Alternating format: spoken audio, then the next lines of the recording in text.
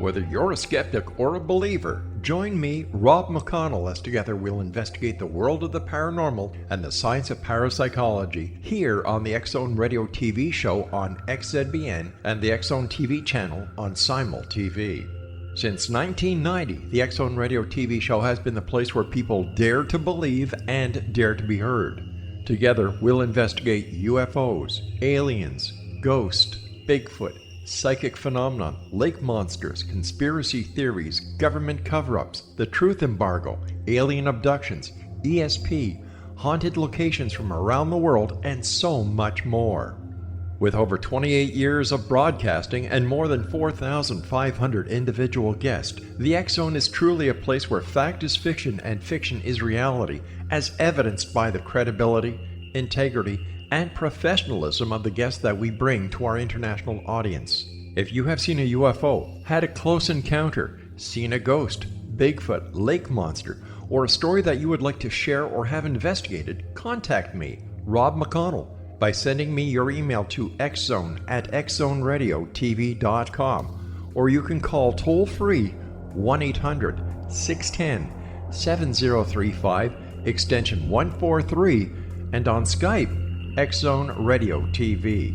For more information on the X-Zone Radio TV show with yours truly, Rob McConnell, visit www.xzoneradiotv.com or www.xzonetvchannel.com or simultv.com and xzbn.net.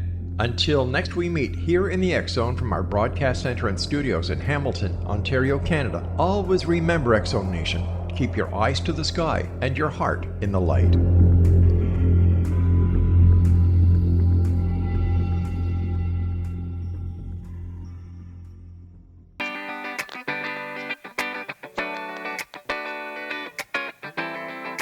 Welcome to the Connecting with Coincidence radio show with Dr. Bernie Beitman, MD, bringing together the world's synchronicity experts to help you use meaningful coincidences to develop spiritually, psychologically, and practically. For more information, put Connecting with Coincidence into your web browser to find the book, website, Psychology Today blog, YouTube channel, and Facebook page. And now, here is the host of the Connecting with Coincidence radio show, Dr. Bernie Beitman, MD.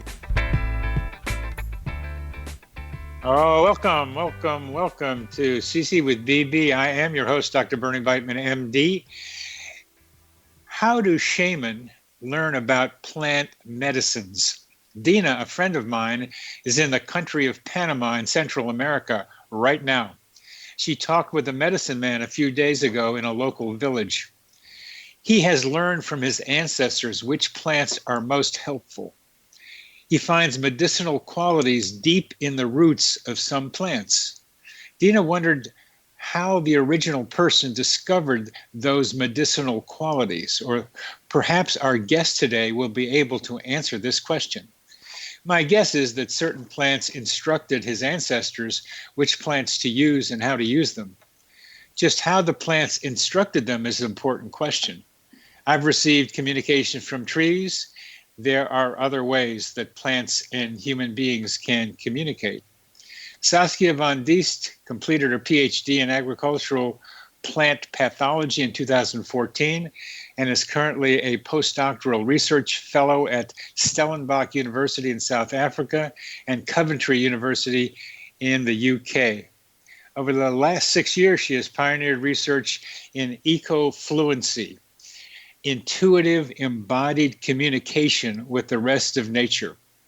She has researched Ecofluency as a means towards practical, holistic decision-making in food growing as well as in personal development. Her work has been presented and published globally, and her passion is sharing what she's learned in talks and workshops. Welcome to the show, Saskia. Thanks so much for having me, Bernie. It's so good to have you. So good to have you. The plant talking thing is, as you know, very interesting to me too. What is Ecofluency? Okay, so Ecofluency, the long and the short of it is that it's basically intuitive embodied communication with nature. Some people think of it as interspecies communication.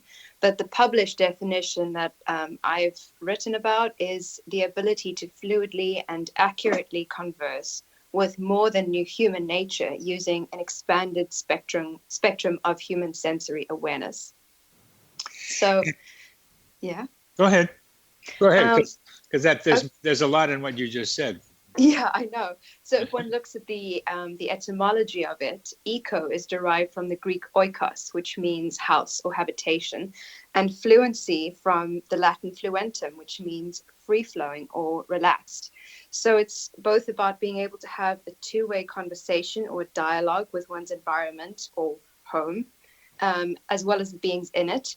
But it's also an invitation to just simply be at home in the rest of nature. And often people I've taught in workshops can try too hard to communicate with nature, and then they get upset when they can't get a message from a plant or an animal. So I sometimes remind them that simply relaxing into your natural state of being in the wild can help with free-flowing or fluent dialogue, as well as a sense of communion with the rest of nature. And like the lady that I learned from, Anna Breitenbach, who you might have seen the documentary that was made about her called The Animal Communicator. In that documentary, she describes how it's our supernatural ability, not that it is an out of world or like something that's beyond our capacity, but that it is supernatural. It is very natural.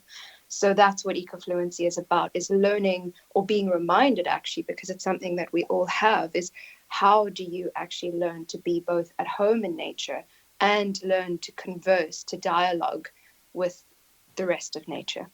Yeah, and the first step is to feel at home in nature, to see it as a home for each of us as well. Because it is. It is. And we forget that we are nature as well. It's not like we're just talking with nature out there. We're talking with ourselves. So ecofluency is about learning to live well together. That conviviality which it invites or enables is about learning to live well with each other as humans, because we are also the rest of nature. We are very much a part of nature, and technology helps us to forget that. Yeah, one could say that.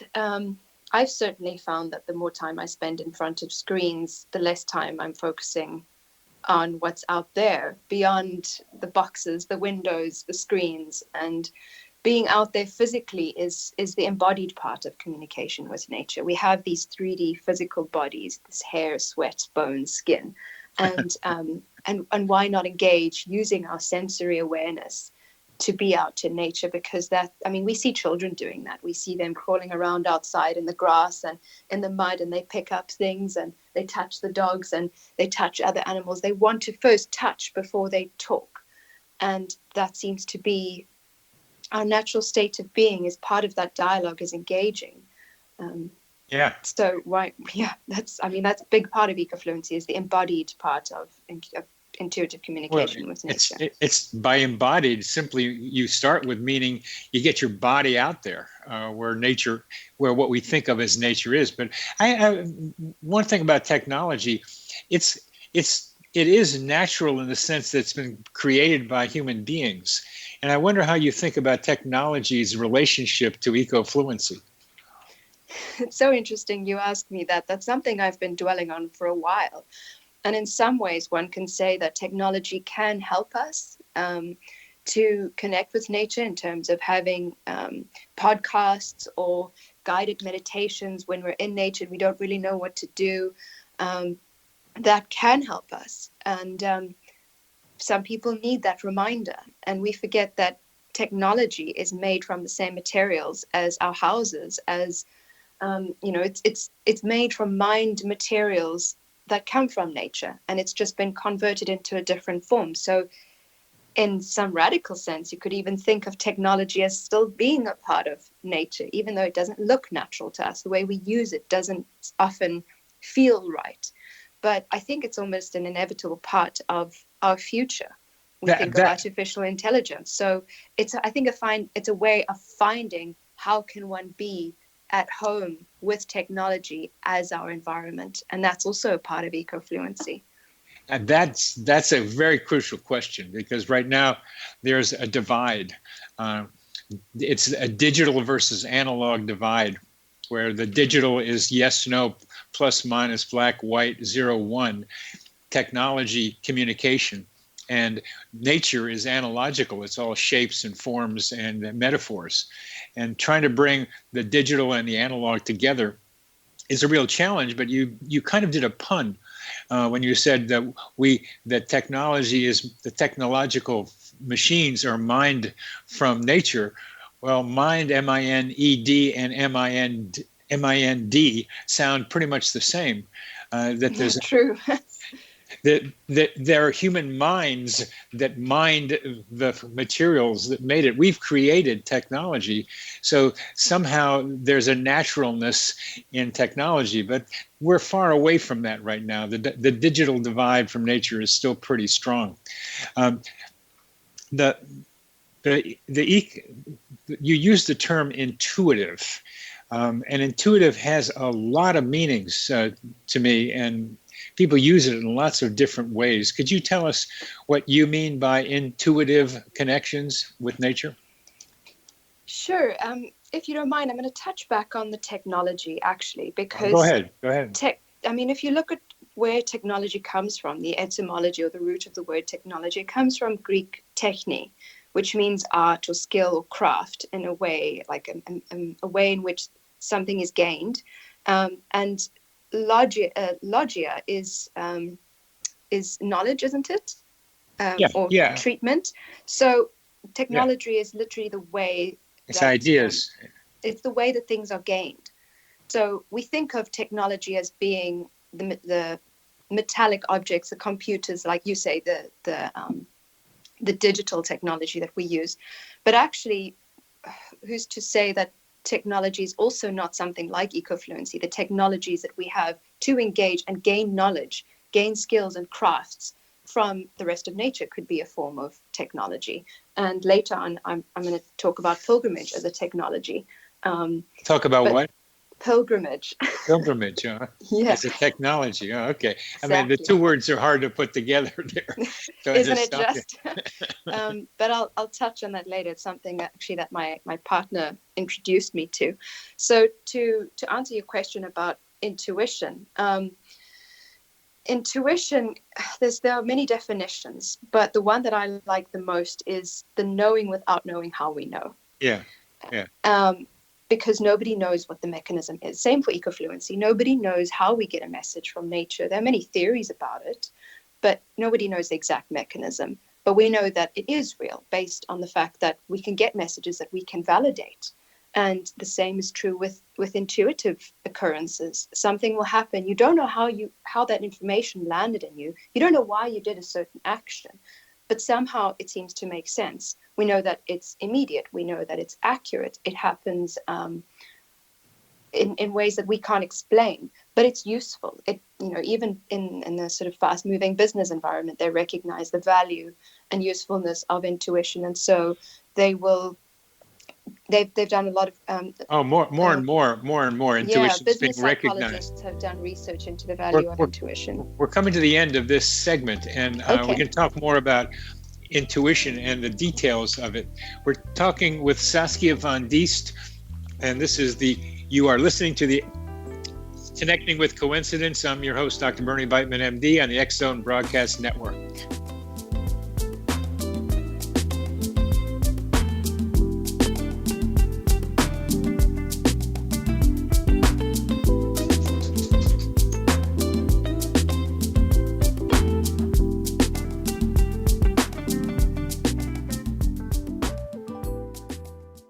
Patty Conklin grew up in Brooktondale, New York, with a unique ability. Unlike others, she could see how the vibration of words and emotions affected the physical body. She discovered how to release stored emotion and facilitate healing. This began today's Conklin method of cellular cleansing. The private practice grew with tremendous results, as did her reputation. More and more people sought her out, bringing her into the home for healing.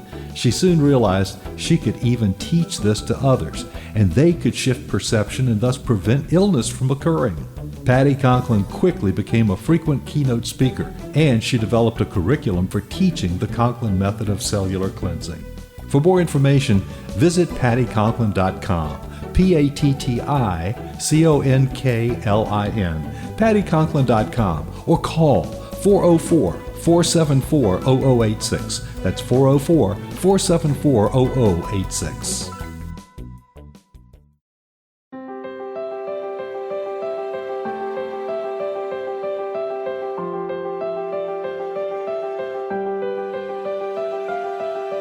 Mission Evolution is dedicated to the well-being of the planet and animals, as well as the evolution of humankind.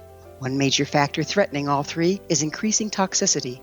Heavy metals and other environmental toxins are poisoning our bodies, deteriorating our brains, blocking our spiritual connection, and shortening our lives. Yet these poisons are extremely difficult to remove. I'm Gwilda Wiyaka, and I recently became aware of a product created from the marriage of nature and nanotechnology called Vitality. It's formulated from zoolite, whose crystalline structure binds toxins, gently carrying them out of the body. The light is only as clear as the window through which it shines. Clear your body, shine your light into the world. Visit vitalityhappens.com for a 20% discount. Enter code PATHHOME.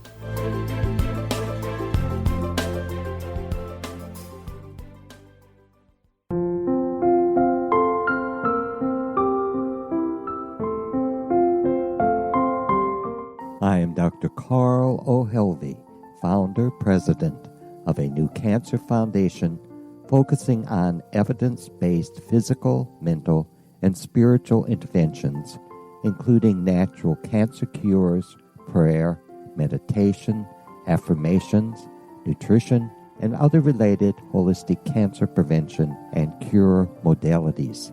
These are used in cancer education, research, and financing care.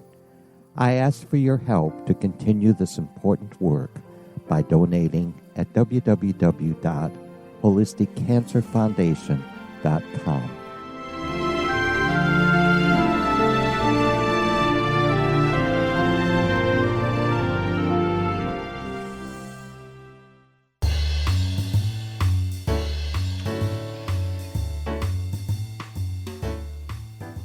Welcome back to CC with BB. I'm your host, Dr. Bernie Beitman, MD, and we are talking with Saskia von Diest about ecofluency, being able to communicate, to be comfortable in nature, find nature to be our home as it is, even though we're getting more and more separated from it in some ways, and to be able to intuitively communicate with plants. And we talked about intuition as knowing things without knowing how we know them, rather than through logic, through reason, through deliberate conscious intent. There are many forms of intuition. There are many channels of intuition.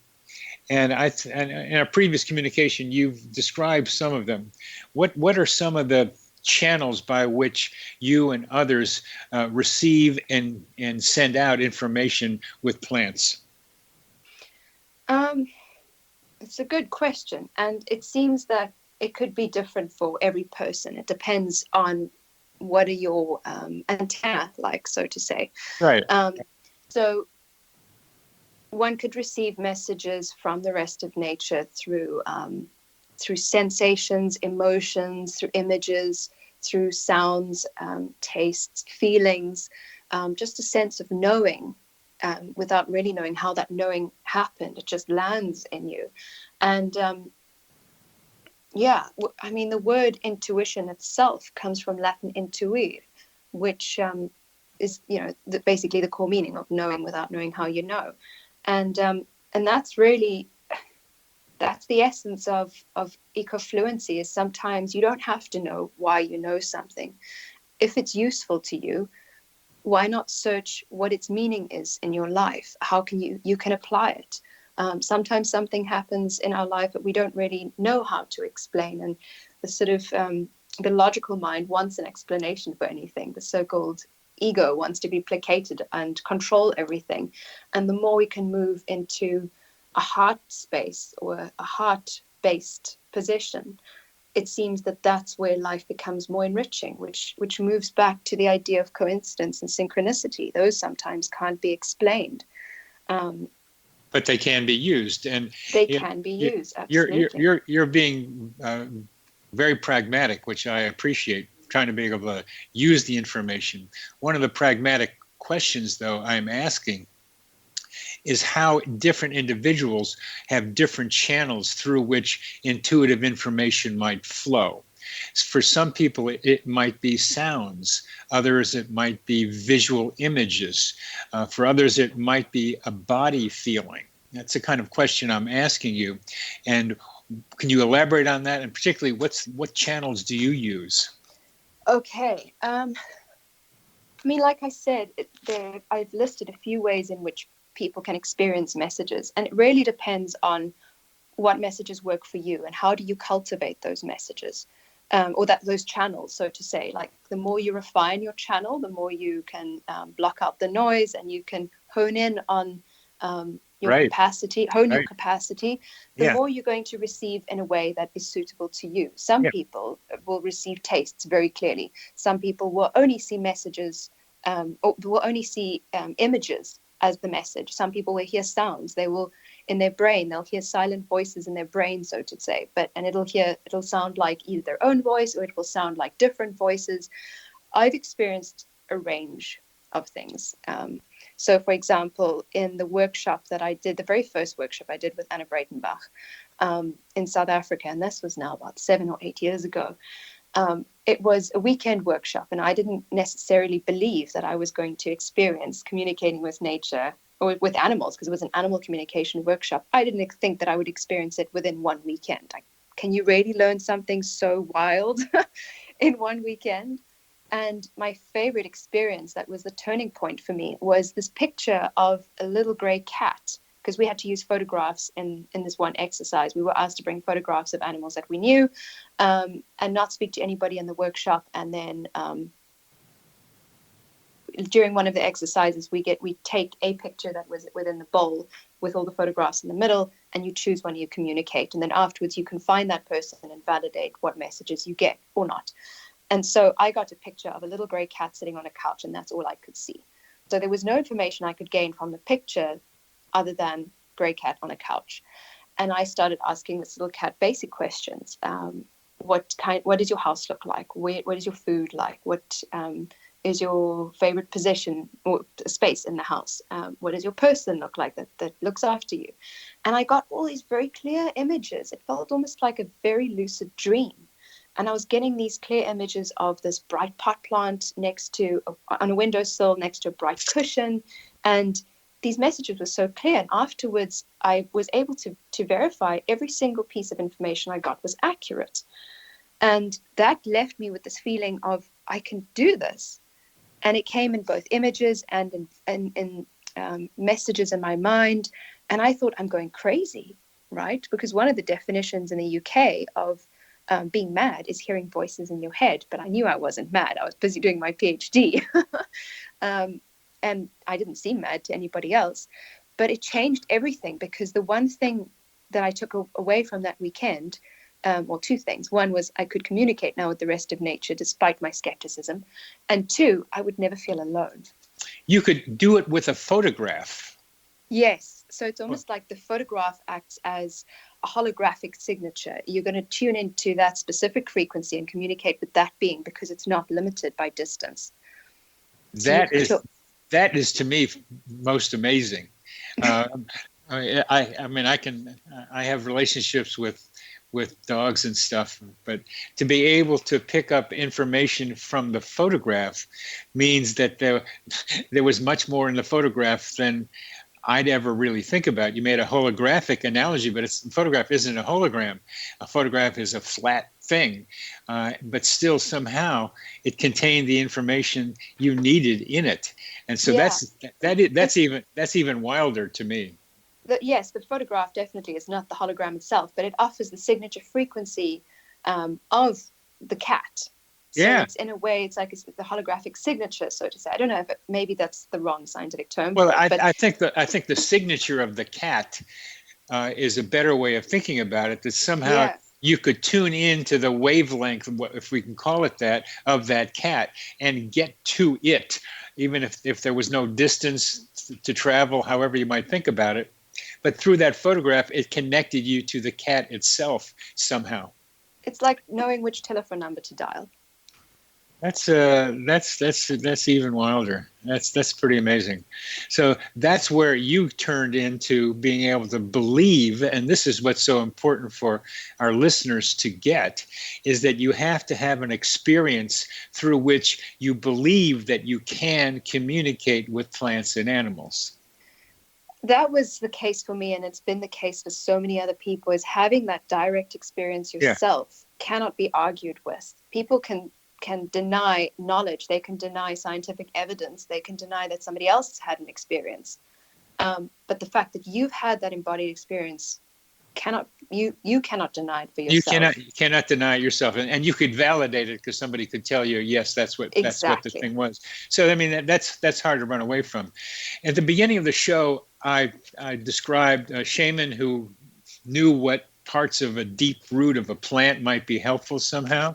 How do shaman generally, if you have some general ways of saying it, learn, the ancestors of shaman learn how which parts of which plants to go for as medicinal qualities? I'll be honest, I've not been through any kind of medicinal or shamanic training of that kind, so I can't actually answer that question.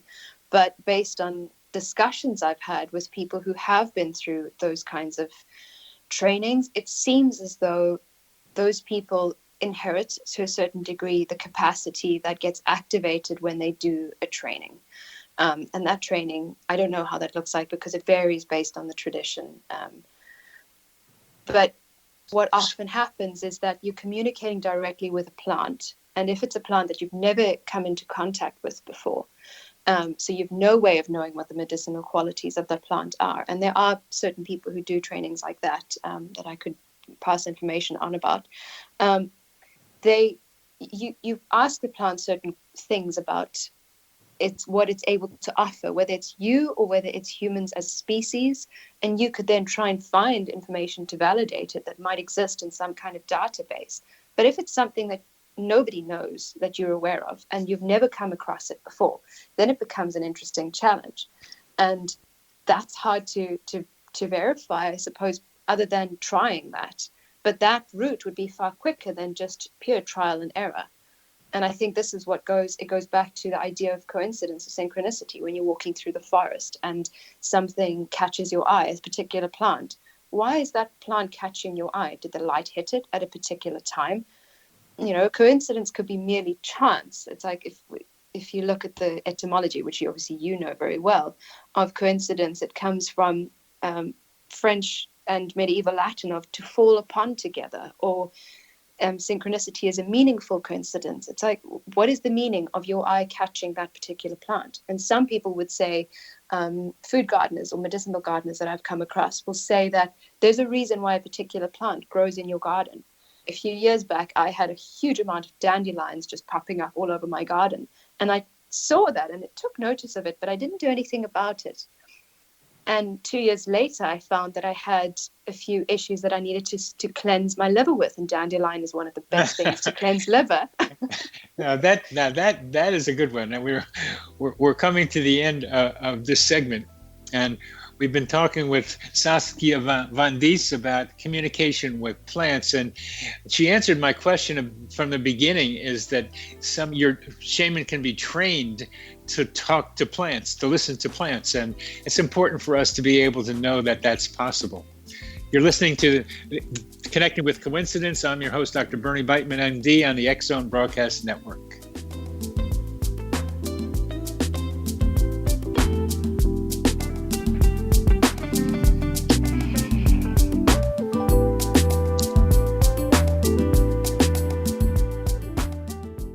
Audience. If you have seen a UFO, had a close encounter, seen a ghost, Bigfoot, lake monster, or a story that you would like to share or have investigated, contact me, Rob McConnell, by sending me your email to xzone@xzoneradiotv.com, or you can call toll-free 1-800-610-7035, extension 143, and on Skype, X-Zone Radio TV. For more information on the X-Zone Radio TV show with yours truly, Rob McConnell, visit www.xzoneradiotv.com. or www.exonetvchannel.com or simultv.com and xzbn.net. Until next we meet here in the X Zone from our broadcast center and studios in Hamilton, Ontario, Canada, always remember, X Zone Nation, keep your eyes to the sky and your heart in the light.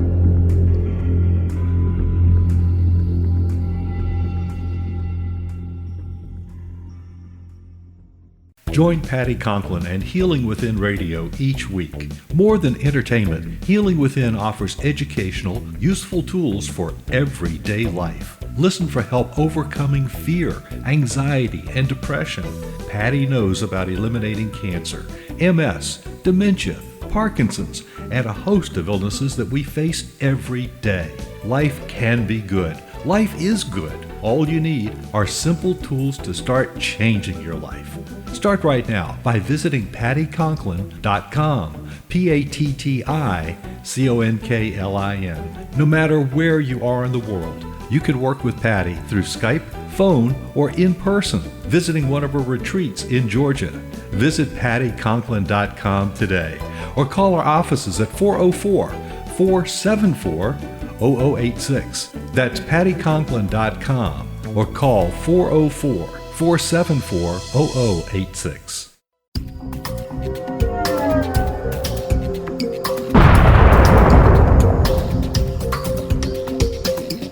Coming soon to the X Zone Broadcast Network is A Different Perspective with me, Kevin Randall, as your host. We'll be taking a close look at what is happening in the world of UFOs today with side trips into the paranormal. Guests will range from those who are household names to those who have a different perspective on a variety of topics. No topic will be taboo, but there will be tough questions asked as we all search for the truth about UFOs, the paranormal, and those things that excite us. Sometimes we'll agree with a guest and sometimes we won't, but we'll try to keep the program topical. For those of you who would like to read, be sure to visit www.kevinrandall.blogspot.com and remember to listen to the other fine programs on the X Zone Broadcast Network at www.xzbn.net.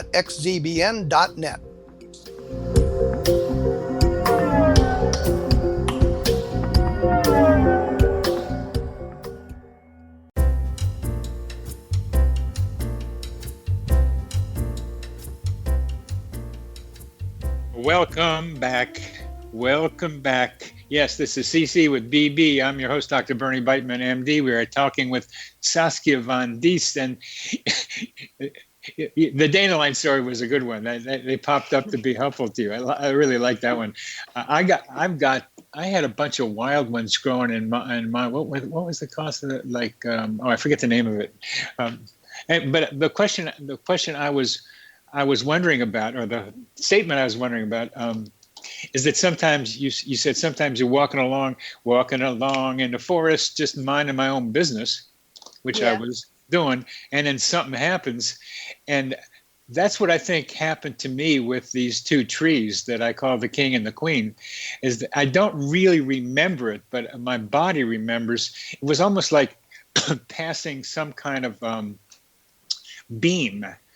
I passed a beam coming out of the trees is what I think it felt like. My body remembers it this way. And then I got stopped. It wasn't a visual thing. It was a physical thing. And and I turned around and began a relationship with these two trees that's been going on for about 9 years. Amazing.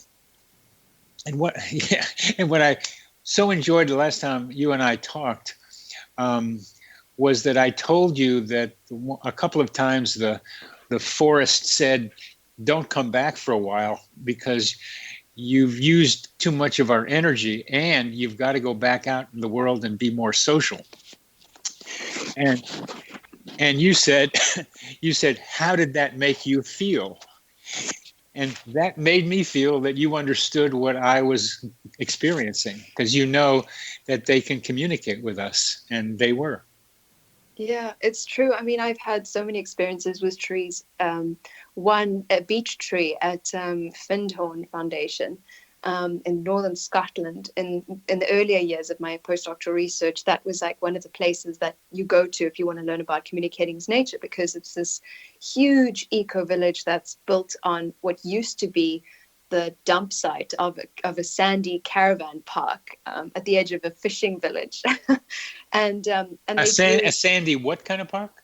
A sandy caravan park. What's a caravan park? Like a campsite, like, caravans, mobile homes. Yeah. Okay. So there was this mobile home park, so to say, at the edge of this fishing village in the sand dunes. Oh. And these three people, this was now I think in the 70s or the 60s, they had to land there as a result of having lost their jobs in some way, and they figured that they had to start learning how to grow their own food, for example, and they did, but they did that with the help of the nature spirits and with the help of the plants. And they ended up growing these massive award-winning vegetables, the size that you would think, oh my gosh, this would win a prize at a county fair. But they did that with almost no input from outside, and they did that with the natural forces that exist. And for example... Could you tell us how they did that? A little more detail about that. So from what I gather, and this is documented in their books, Dorothy McLean, who's one of the founders, I think she turned either 90 or 100 recently. She had a very big birthday recently. And so in her book, she's described how this has happened. And from what I gather, they were communicating directly with nature. And in a co-creative process, they were finding this way of growing food in harmony with the rest of nature. Yeah. So that they were tapping into that abundance that exists there. So they weren't growing food in a sustainable way, that just meets the requirements of being ecological. They were going above and beyond what one would think of as the limitations to what is possible in sand dunes. And so now you go there and it's incredibly lush. And they I don't know if they still teach this. I know Anna Breitenbach was teaching a few courses over the last few years there, but they certainly do practice it to a degree. When I went back again another year, I spoke to some of the gardeners there, and they were practicing this, although not as widely as they initially had done. But the philosophy is still there very, very strongly of working in harmony with nature. It's amazing to experience that. And and what they do or did, you are trying to help others do. Yes. Oh, my point with that story. Sorry, I went off on a tangent. So my point was that the first time I went to visit it, there was this beech tree, and this is partly why I love beech trees so much. There was this beech tree near Cluny Hill, which is another property that belongs to Findhorn Foundation, and this beech tree was on a slope, and I wanted to go and sit there on the swing that was attached to one of its branches and just spend some time around this beautiful tree that I was drawn to. Uh-huh. And I go towards this tree, and because it's on a slope, I'm going to go and sit near the top of the tree, up the slope from it. And I get the message strongly from the tree, no, walk around me first. You'll see things from different angles that you wouldn't normally see. So I go around down the slope, and on the other side, directly opposite, which I would diagonal to where I would have been, I saw this beautiful white stone in a heart shape that I wouldn't have seen if I'd not seen it. And it was teaching me in an embodied way through communication about circumambulation, the practice of going around a holy place either once or 3 times before you just engage. It's like getting to know somebody before you just touch or talk to that person. Oh, that was fantastic. And that I've learned since then is actually a practice that's widely done in many cultures. Going around a church before you go in is something that my partner talks about when you go to any kind of holy place. And I think of trees as holy places, not in the sense of a religious holy, but holy like coming from the Old English word heilig, which means healthy and wholesome. It's the same root as the words healthy and wholesome. And that's sometimes what I think the meaning of synchronicities is about, is wholeness, seeking wholeness, opportunities to find wholeness. Because we talked about the fact that synchronicities are maybe just meaningful coincidences. Well, what is the meaning? And the meaning to you, you've had coincidences happen to you in your work. I mean, even just what I think talking with plants is a kind of a coincidence. It's something that shouldn't happen. you had a coincidence at Damanhur that was very important to you, and I trying to see what, and you found that ring that had a synchronicity symbol on it. Could you tell us something about that coincidence and what it meant to you? Sure. That was in mid-2015. I was visiting Damanhur Federation of Communities, and that's an eco-spiritual community in northern Italy. And I was there because I wanted to attend a plant communication workshop, of all things. And, yeah, and also see how the community operates. And so I was doing this as part of my postdoctoral research, which is on intuitive farming. So while I was at one of their Selfica studios, I bought this little silver ring because that was about all I could afford at the time. And Selfica is this technology that is unique to Damanhur. It uses these metals, alchemical liquids, shapes, and symbols, and it creates a circuitry that invites these entities that they believe are beneficial to come and live in them. And then those entities would help humans in things such as increasing fuel efficiency of their vehicles, making them more safe, growing food, accelerating your ability to learn a specific language, even to growing spiritually. So I bought this ring because I like the little S shape on it, and it represented synchronicity. And I put this ring on, and as I put the ring on, it was the first time, because you have it programmed to your own signature frequency. So I put the ring on, and I had this thought of, I wish I could meet up with this lady called Marza Millar, and she's one of the last remaining descendants and wisdom keepers of the Yavapai people who are native to North America. And she'd been visiting Damanhur. She'd been invited there as a spiritual teacher. And I'd, the previous day, witnessed a drumming ceremony that she'd done. So I was interested in speaking with her because I liked what she was speaking about. But I knew she was leaving that day, so I didn't have any way of communicating or contacting her because I only had Wi-Fi where those set of studios and shops was. So, and Damanhur is a very large community. So they've got all these nucleos, all these communities that are scattered all around the valley. So she could have been anywhere in the valley. I had no idea where she was going to be. So I just gave up on the idea. So then I walk up the stairs to leave the building and I bump into her in the passageway and I couldn't believe it. That was, to my mind, definitely more than coincidence. And I was still quite skeptical about the idea. So it felt like the ring had started working immediately and drawing the synchronicity towards me. So I asked Marza if she'd have time to speak quickly with me, and she agreed. But we ended up speaking for about 2 hours, and she shared some of the most far-out things that I had heard of to that point. She told me about some of her experiences, what she'd learned about the spiritual lives and the ways of growing food and how they're interconnected of the Hopi people, and who used to be neighbors of the Yavapai in either Arizona or Nevada, I can't remember. But I was just utterly stunned and also honored that she shared so much with me. And I believe that was definitely synchronicity because to me, it had a huge amount of meaning. Oh, it did. It did. And I call it human GPS, where you end up being where you want to be. It's a kind of a subcategory of intuition. And moves our bodies around to places to make the timing happen for something that we need to have happen. It's scanning, and it's a kind of a scanner thing, but you kind of localize her. I like the term her signature in space. You got it, and just like with the cat, but in a more kinetic way, you could find your way to her rather than find the way through the photograph to the cat. It makes me think about just before our interview, there was a magpie that flew up onto the balcony of the house where I'm dog sitting at the moment. It sat right outside by the beams above the balcony.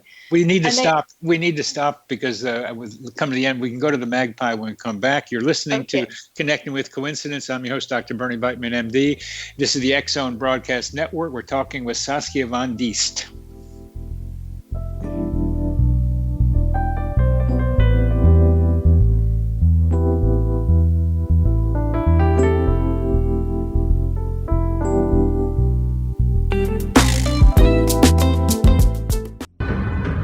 If you are looking for a safe, zero-calorie natural option to the harmful artificial sweeteners on the market today, Just Like Sugar is what you're looking for. Just Like Sugar is a wonderful natural alternative for those health-conscious people who choose a calorie-restricted diet with a great, pure, sweet flavor that tastes just like sugar. Just Like Sugar is a great natural option for people suffering from diabetes and may be useful in restricted diet programs where standard sugars are not allowed and does not cause a laxative effect of some other sweeteners.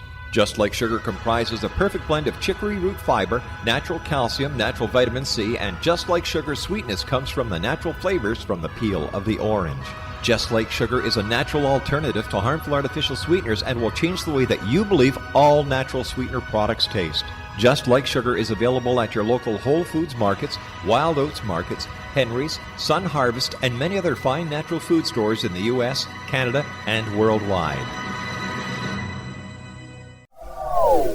They are here, and they've been here for thousands of years, making their presence known in the shadows. They might be seen by a lonely motorist on a deserted road late at night, or by a frightened and confused husband in the bedroom he is sharing with his wife. But who are they? What do they want? Why are they here? Perhaps most concerning, has the government been aware of their presence all along? The new book by L.A. Marzulli, UFO Disclosure, the 70-year cover-up exposed, delves into the world of UFOs. Can full disclosure be soon? Order now and receive a free hour and 37-minute DVD on the UFO phenomenon. UFOs are real. Get both the book and the DVD, a $40 value, for only $19.99. To order your book and DVD today, go to lamarzulli.net. That's LAMARZULLI.net. You have heard of the X Zone? Now watch it on Simul TV, plus 500 video games, live TV channels, free video on demand, worldwide, and more. Does this sound like tomorrow's television? Well, it is, but you can have it today, right now. It is Simul TV. Simul TV offers what the others only wish they could provide. 15 exclusive channels like X Zone, sci-fi, and horror. We are worldwide. No other provider offers that. 500 built-in video games. No need to have an extra expensive system. We have them included. Free video on demand. Live streaming events from around the world, interactive online network, and much more. Tomorrow's TV today. Simul TV. Sound too good to be true? Well, it's not. You can have Simul TV today. Sign up at simultv.com. Do it today.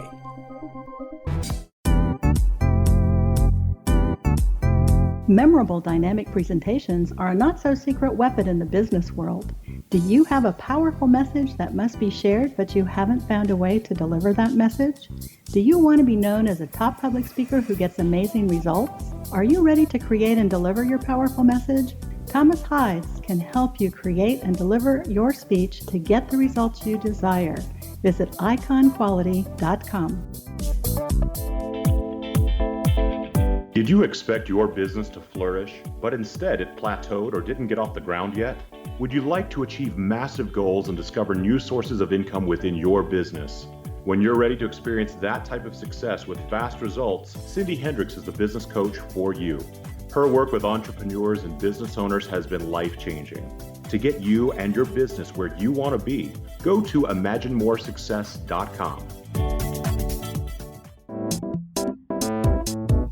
Has the fear of public speaking stalled your business or personal life? What would you give to develop and maintain supreme confidence? Have an invaluable private program to always perform at your best. Imagine how you would feel. You can have all that and so much more today with Thomas Hides' life-changing course called Number One Fear Unleashed. Visit numberonefear.com and be liberated from your fear of public speaking.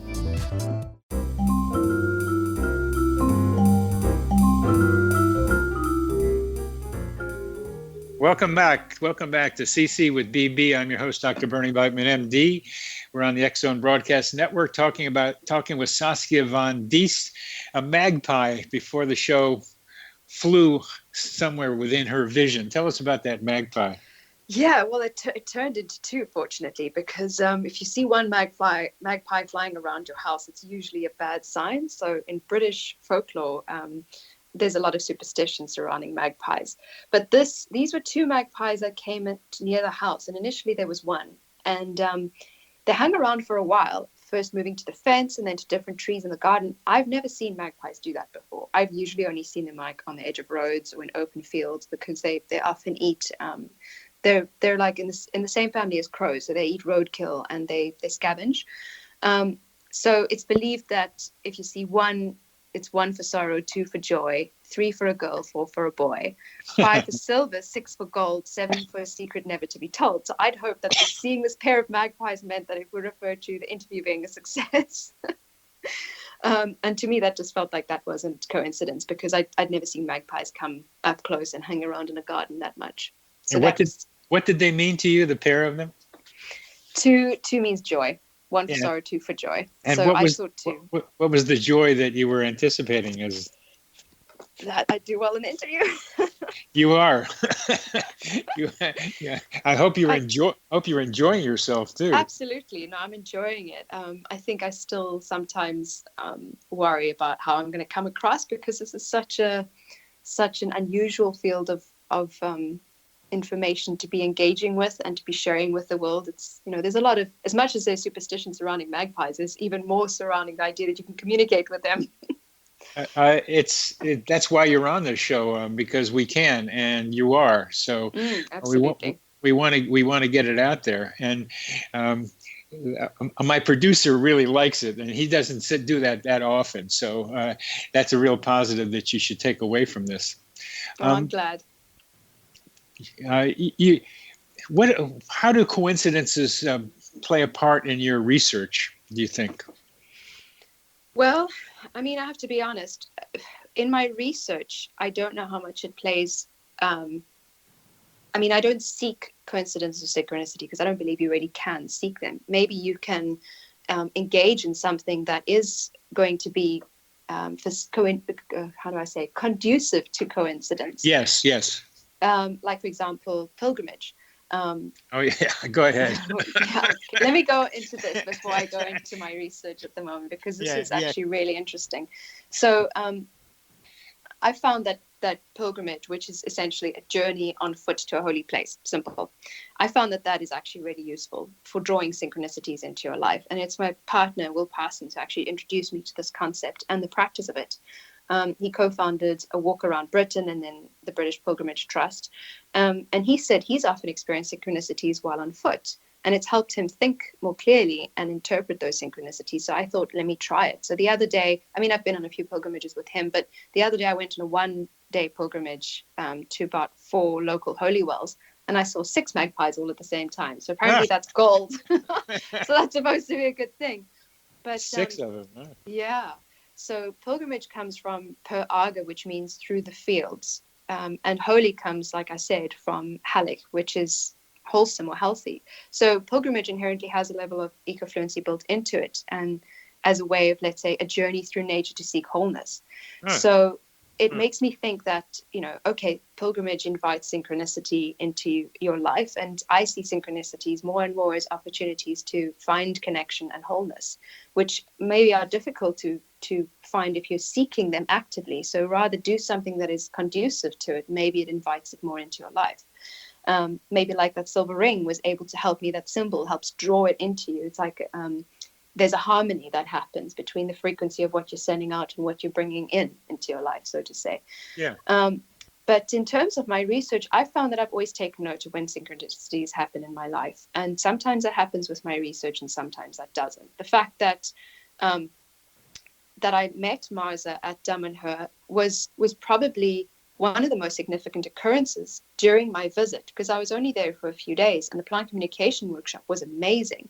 But the information that she gave me in chatting with me for 2 hours about how the Hopi people connect on a spiritual level with a deity and ask them to help them with when do they plant, when do they harvest, how do they do this, where do they plant, when is the rain coming, all these kinds of information they do by communicating with nature.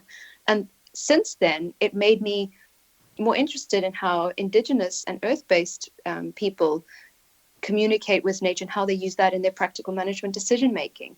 which drew me also. I mean, that was in addition to finding out that a lot of farmers, because that was my initial starting point, was looking at how farmers and food growers, whether they're small scale, subsistence, garden level, growing food, how they use that in their everyday decision making. And many of them will talk about the fact that there are no coincidences or synchronicities. If you really look at it, it's things happen because either you decide for it to happen, or nature's indicating that you need to be doing this and this and this. And it's just a matter of whether you're willing to listen to it or not. How do you interpret the messages then as well? So in terms of my research, gosh, there's quite a lot that I could go into this, and but we don't have a lot of time. We don't have a lot of time, but I have to ask you a different question, though. Sure. You had dandelions in your yard, and they turned out to be medicinal for you. What I had growing is a creeping Charlie, which is a perpendicular vine. Instead of ivy growing up, this grows flat on the ground. And it took over my yard. It had been doing it with it started to do it. It had been doing it in town. This wasn't the first place that Creeping Charlie had been hitting, but it hit me like last year. And I put up a little barrier, about 4-inch barrier, to stop it from getting under some of my bushes, and did some other things by pulling them out pretty regularly. So I was trying to figure out, what did the Creeping Charlie mean to me, having invaded my property where it hadn't been there before. And as with dandelions, they're around. So it comes up at a certain time. And what does that mean to me? And that's the question I think we want to leave our listeners with, is when you see activity that's different in your surroundings, that might be related to you, what might that mean? Yeah, absolutely. I mean, there are many ways one can seek out what does meaning mean. One of my favorite interpretations of this is I look at the lectures that Professor Jay Garfield gives in his series, The Meaning of Life, Perspectives from the World's Greatest Intellectual Traditions. And so he looks, in his first lecture, he dissects the word meaning itself, which has in itself 3 meanings: linguistic, indicative, and significant, at least 3 meanings. But he states that significance is the core meaning of meaning. And that, to me, is the most important thing as well, is if a synchronicity or coincidence happens in your life, why is it significant to you? One can't necessarily say it's going to be significant to anybody else, but what does it mean to you? And in my own life, I've often relied on Vedic astrology, actually, to help me understand why certain synchronicities happen, because that's based on the understanding that there's some kind of predetermined potential, some kind of greater force governing what's going on in our lives. But we also have a free will to exercise how we respond to these triggers and these opportunities to learn and to transform. And so the friend of mine, whose website is Eye of the Vedas, Kavi, he helps me a lot with understanding this, because sometimes I find it overwhelming trying to dissect what does a meaning of a particular occurrence or synchronicity mean. But ultimately, it's quite a lot more than what you would often attribute it to. And when it comes down to it, if I don't have access to Kavi, then I'll actually go and sit out in nature in some way, whether it's with a tree or whether it's out in somebody's garden or going to the forest, which is my favorite thing. Just being outside helps me gain clarity in understanding what's going on. And me too. I mean, all the inputs of regular life fade away, and you can think more clearly when you get out there. Absolutely. The meaning of meaning is a kind of a fun thing to be playing with, but we have about 1.5 minutes left. Could you, you're helping farmers communicate with their plants the way the people at Findhorn were communicating with their plants. Is that what I understand correctly? I wouldn't claim that I'm helping farmers. I'm certainly trying to understand how some farmers are using communication with nature in their decision making. And I'd like to help other farmers if they're interested in finding out more. But there's already, in biodynamic farming, Rudolf Steiner wrote a lot about how to develop your imagination, your intuition, inspiration, to to interpret what's going on in your life, and how to become more acquainted with the organism of the farm as a being in itself, a whole being, and communicate with that. So he talks about it as Hineinversetzung, which is German for literally placing one's awareness as if through the eyes of another being. And when in doubt, if you're not sure how to communicate, I suppose that's the first starting point, is put yourself in the shoes of the animal or the tree or the insect or the cloud or the mountain that you want to communicate with, and actually ask yourself, what would it be like to be this being? That's a good starting point. That is such a good starting point. With people is, what do you think I think of you, is trying to get into the mind of another person. What you're adding is do the same thing with nature. Try to see what that dog is thinking right now. Try to see what that farm is thinking and what those trees might be thinking. Put yourself in their shoes. What do they need? And we've come to the end of this wonderful show, and so much appreciate your being with us, Saskia. Thanks for inviting me, Bernie. I appreciate being here too. It was fun. It's good. You're listening to Connecting with Coincidence with your host, Dr. Bernie Beitman, MD, on the X Zone Broadcast Network.